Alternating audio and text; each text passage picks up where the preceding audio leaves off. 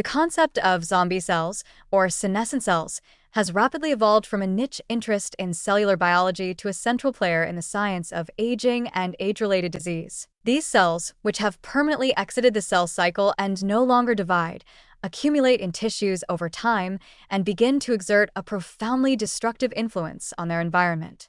They don't die, but they don't function normally either, hence the term zombie. Instead, they secrete a cocktail of pro-inflammatory, tissue-degrading molecules known collectively as the senescence-associated secretory phenotype, SASP.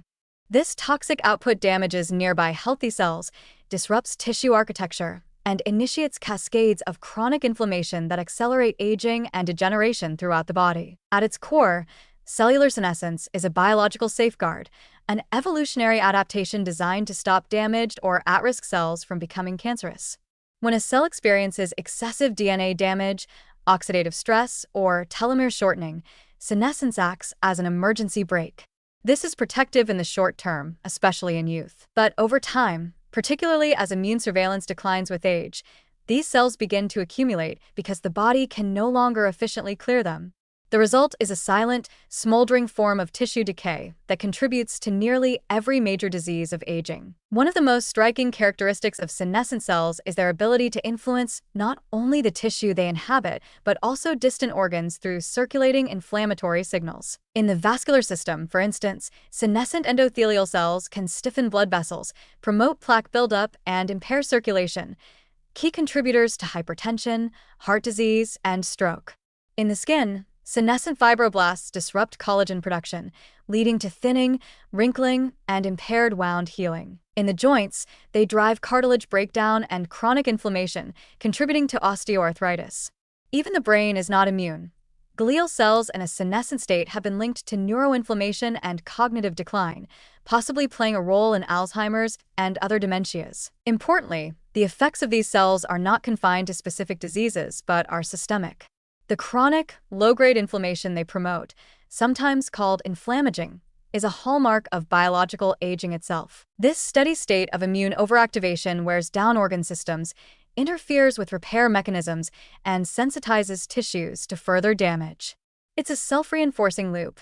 The more senescent cells accumulate, the more inflammation they generate, and the harder it becomes for the body to restore balance. Over time, this vicious cycle leads to frailty, fatigue, and loss of function, even in the absence of any single identifiable disease. What makes this discovery so powerful is that senescence represents a modifiable feature of aging.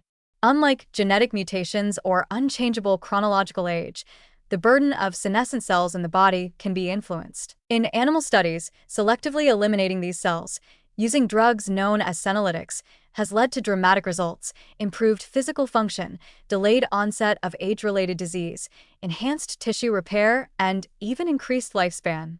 Mice treated with senolytics regain mobility, heal faster, and show signs of rejuvenation at the molecular level. These findings have sparked intense excitement in the field of geroscience, which seeks to slow or reverse the biological processes of aging. Beyond pharmaceuticals, lifestyle choices may also influence cellular senescence.